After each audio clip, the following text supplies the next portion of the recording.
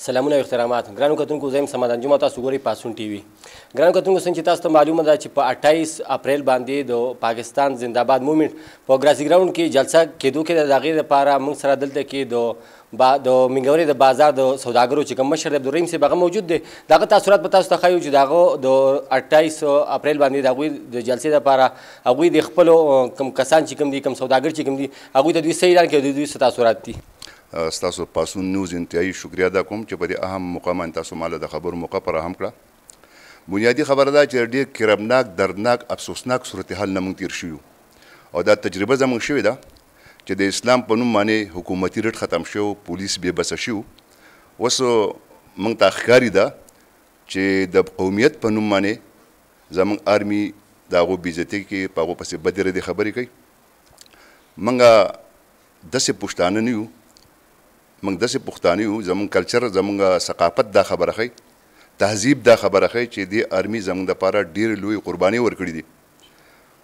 په کم وخت چې حکومتي ریټ ختم شو، خلک ملک نه بهر ووتو، پناهګزین شو، خانه بدو شو، نو چې کله آرمي موومنټ کوو ملکنډ ډویژن ته، نو موږ آرمي ته هرونه په غاړه کړو او آرمي ډېر لوی شهادتونه ورکړو. د آرمي د قربانو د شهادتونو په وجه نن تاسو ګورئ چې په سوات کې موومنټ شروع شوی دی، روزګار، سیاحت، زراعت بحال شوی دی. اوس په یو نوي رنګ کې زه حیران په دې خبره باندې ما چې د ټانګ میرانشاه مسعود سړی هغه کم همدردي زما سره لري چې خپل علاقې آی ډي پیز خو نشي خپل علاقې ته بوی او زما دلته هر څه بحال شوي دي. هغه دلته راځي او د آرمي خلاف خلک وکساوهي د مرداباد ناره لګوي. زه یم چې په دې نارو باندې زموږ ازلي دشمن انډیا هغه به هلته ډمان ګډ کړي، جشنونه به یې مناو کړي. زه دا خبره کوم د تاجرانو د صدر په حیثیت چې کله هم پاک آرمي نو پاکستان به سالمي محفوظ وي او چې پاک آرمي غیر محفوظ شي، کمزوري شي، نو د پاکستان سالمیت ته به خطره پیښه شي. او زه یم چې کله انډیا آرمي په موږ باندې حمله وکړي نو پښتون دونه قوت لري چې د پاکستان آرمي شانتې وجنګېږي سن 65-71 جنګونو کې. نو د آرمي زما دپاره زما پړه کې د آرمي ډېر لوی احترام دی او د آرمي په ما احسانات دي چې کله سړی راځي ان کېږي زما مدد له. د پښتون روایت دا دی چې څوک د چا باندې احسان واچوي هغه د هغه احسان مني. موږ احسان فراموش خلک نه یو. موږ چې په کومه مهذبه طریقه دو ان کېدو کې هرونه غورځولي دي، انشاءالله حالات پوره من دي 95%. بیا به په ویستو کې موږ ته هرونه په غاړه کوو. زموږ د آرمي سره یو معامله شته، میسنګ پرسن. څنګه چې چې پښتونو خبره موږ په مذاکراتو باندې زموږ د علاقې مشران سپین دروبو سره کېناستو، سوات قومي جرګه چې پښتون تاسو ته پته چې په هغې باندې مسایل حل شو. چې پښتون کې نوره څه خبره هم نه وه، خو د آرمي خپل یو سوچ دی. دا د پولیس شاندې د هغو تربیت نه دی شوی. آرمي خو د یس نو عادیان خلک دی او که چېرې آرمي نه وی راغلی دې پولیس خو حالات نشو کنټرول کولی.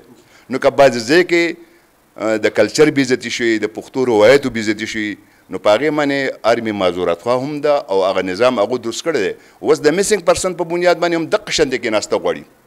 په دې باندې بحث کول غواړي چې کم کسان ډېر بې ګناه دي، کم لږ بې ګناه دي، لږ ګناهګار دي او هغه خپل انجام ته ورسي. نو زه یم چې په دې 95% خوبۍ راغلي، د 5% کمزورو په وجه باندې موږ 95% خوبۍ چې کوم دی په سین لاو کوو او د خپلې آرمي خلاف موږ اواز پورته کوو.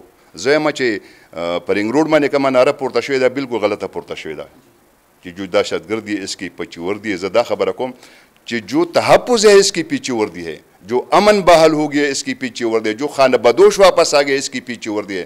او زه د آرمي قربانو ته، شهادتونو ته زه احترام پیش کوم او زه خپلو تمامو خیرخواهانو ته، خپل ټریډرز چې کوم دي هغو ته زه اپیل او درخواست کوم چې هغه په پاکستان زنده‌باد موومنټ په جلسه کې شرکت وکړي او دا جلسه کامیابه کې. زما دا توقع ده چې انشاءالله سواتی قوم مزید نورې ټسټونو دا متحمل نه دی. ګرانو کتونکو تاسو د بازار د سوداګرو د صدر صاحب خبرې ترې واورېدې چې هغه وایي چې کله په موږ باندې زلزله راشي یا په موږ باندې سیلابونه راشي، په موږ باندې کوم قسم افات راځي، نو موږ ته زموږ پاک آرمي په هغه ځای کې موجود یو نن چې موږ له پکار چې موږ هغوی له عزت ورکړو، نو د هغې بجای د پښتین په نوم باندې یو انسان راپاسي هغه چې د هغه شاته د هر چا سپورټ هغوی راځي او زموږ د پاک آرمي بېعزتي کوي، نو موږ دا چېرته هم نشو برداشت کولی. زموږ د پروګرام وخت په ختمېدو دی. د کیمرامین روما خان سره صمد انجم له اجازت ورکوي. په لوی الله مسپارم. د الله په امان.